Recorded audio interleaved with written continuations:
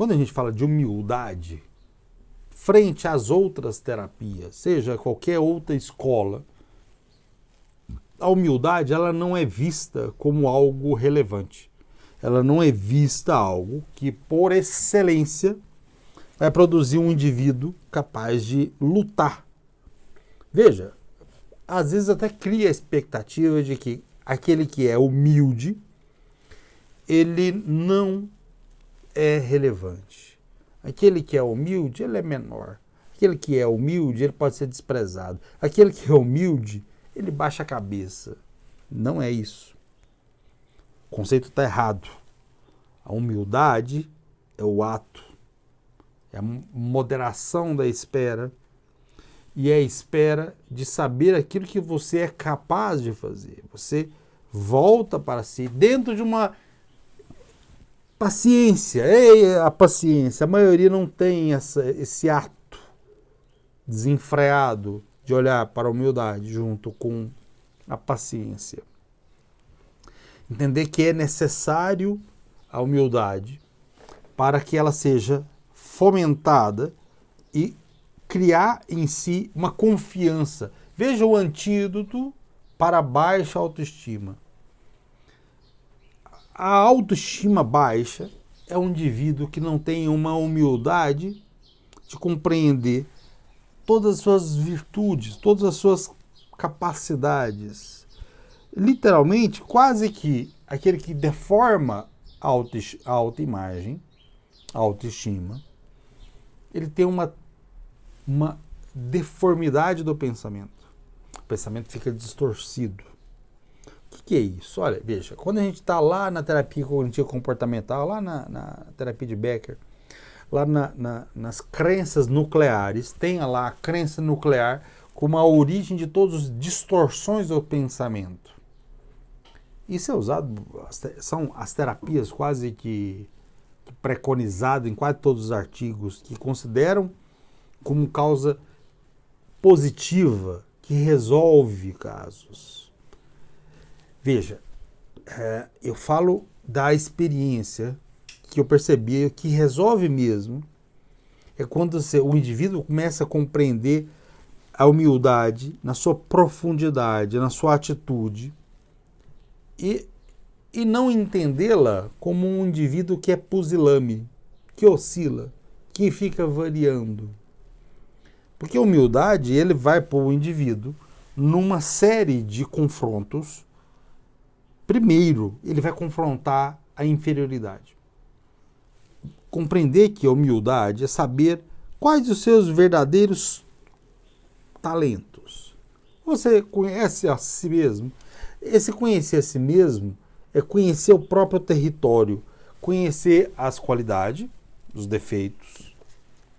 Conhecer qualidades e defeitos, ele implica que os defeitos são limitações. São algo que ainda não se aperfeiçoou. Quando você entende isso, você significa que você olha para quem já passou por aquilo e você respeita. Há uma hierarquia. A humildade, ela te põe nessa hierarquia. Ela põe o motivo para o qual você está lançado à realidade. Veja, a realidade. A humildade, ela te põe e te exerce a possibilidade de você criar um edifício sólido no seu caráter. Seu caráter vai ficar sólido. Ele literalmente vai ser ordenado, as suas virtudes. Literalmente você vai se comparar, você vai ver as semelhanças com a atitude de um e de outro. Mas essa humildade também vai te permitir, nesse edifício do caráter, ou a forma da temperança. E a temperança é algo que te eleva muito. Então, quando lá, por exemplo, nós estamos tentando comparar com as outras terapias. Imagina a psicanálise, que coloca ali o id, o ego e o superego. Certo?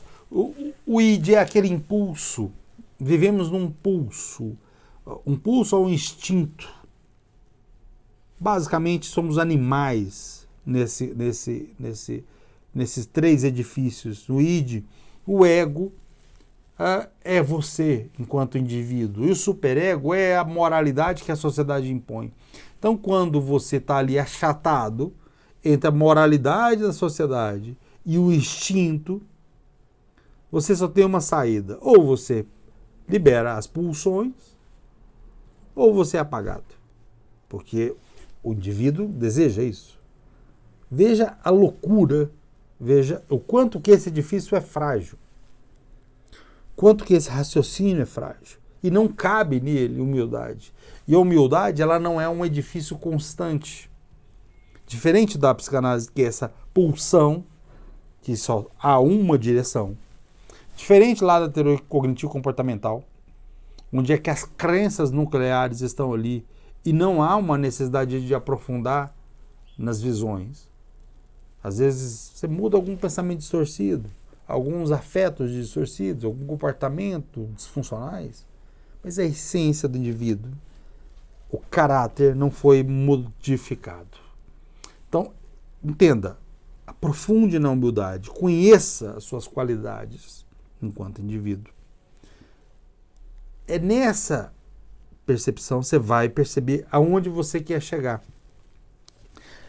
Quando você percebe aonde é que você quer chegar, primeiro você vai saber se você tem esses atributos para lá chegar. Não, eu quero conquistar uma boa profissão. Ótimo. O que é necessário? O que eu não tenho que eu preciso melhorar?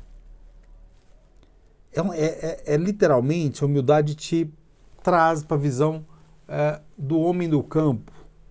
Por que ela traz o homem do campo? O homem do campo, ele percebe que ele tem que trabalhar na terra de forma árdua para ter uma boa plantação.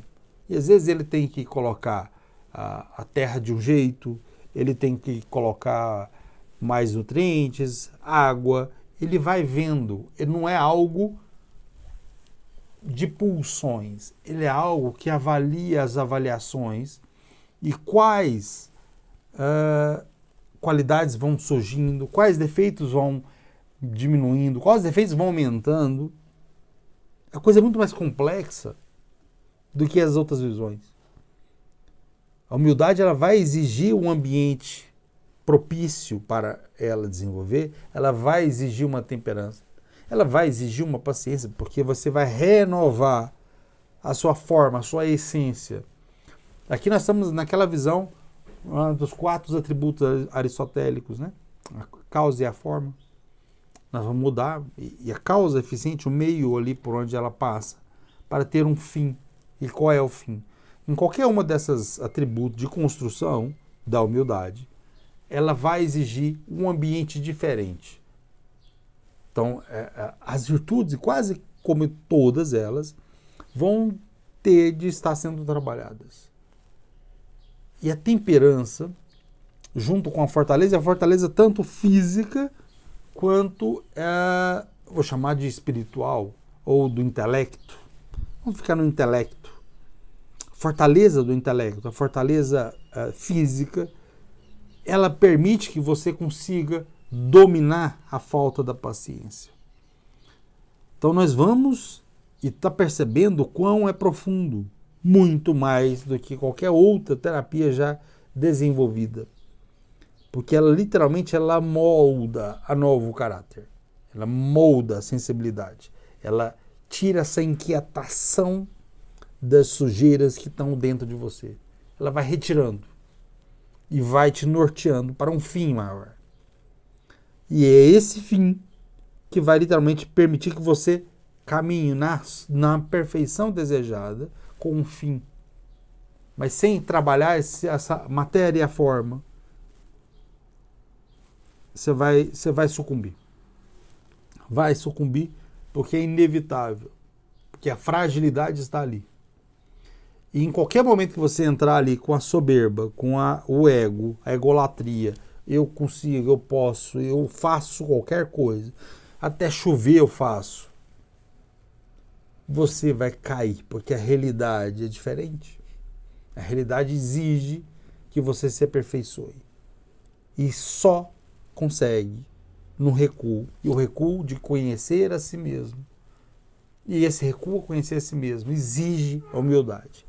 E para recuar, imagina numa guerra, você percebe que vai perder a guerra, mas você sabe que se você voltar com o seu exército, você pode reestruturar a guerra. Óbvio que você não vai conseguir recuar de uma hora para outra. O que é que vai exigir? Paciência. Reestruture. Conheça a si mesmo. Veja suas qualidades e defeitos.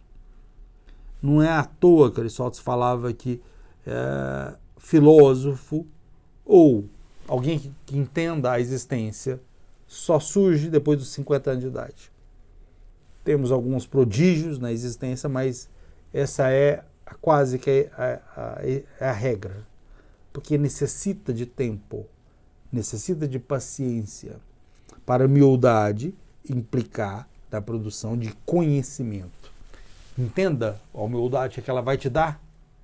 Saber, conhecimento. Não é um conhecimento fraco, é um conhecimento denso, capaz de fazer uma autoanálise da consciência e afrontar qualquer dificuldade. Isso vai tomar um volume muito grande.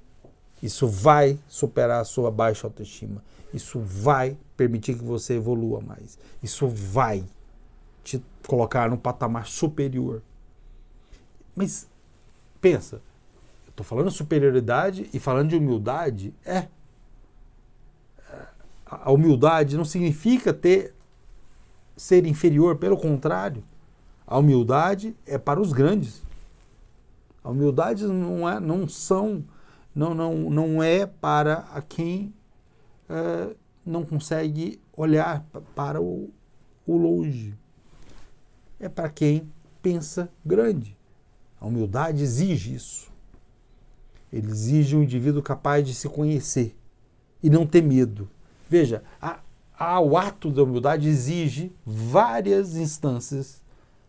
Se você tiver medo demais, uma ansiedade demais, eu quero tudo para ontem, você mata a possibilidade de ter a fortaleza, você mata a possibilidade de ter uma prudência, você mata a possibilidade de viver a humildade. Então, cada habilidade, elas se concatenam, se unem para criar esse indivíduo maior. Então, esse é o motivo que nós estamos aqui. É isso que vai acontecer. Vai criar em você a possibilidade de criar indivíduos fortes, grandes, longe desse mundo acéfalo. Eu não vejo uma mente, eu vejo um caos. E isso respinga no consultório. Não só meu, mas de centenas de outros colegas meus. Então nós vamos continuar na sexta tomista, mas é um tomismo reformado. Porque nós vamos mostrar como é que isso interfere na neurobiologia. Por exemplo, a neurobiologia da humildade. Qual a área do cérebro que ela trabalha? Por exemplo, a área órbito-frontal. Por que a neuroplasticidade dessa parte é tão lenta em relação às outras? Por que ela causa mais dor do que as outras? Por isso que no cérebro é necessário trabalhar várias áreas ao mesmo tempo. E quando eu estou falando cada palavra dessa, eu estou pensando numa neurobiologia, estou pensando numa estrutura, eu estou pensando numa área de associação do seu cérebro. É óbvio que nessa época ainda o Tomás de Aquino não tinha acesso a essa epigenética, a esse conhecimento. Mas a gente, se debruçando sobre ele, a gente vai conseguir alçar voos grandes. Então nós vamos firme na sua sexta tomista, diria assim um amigo meu. Um abraço.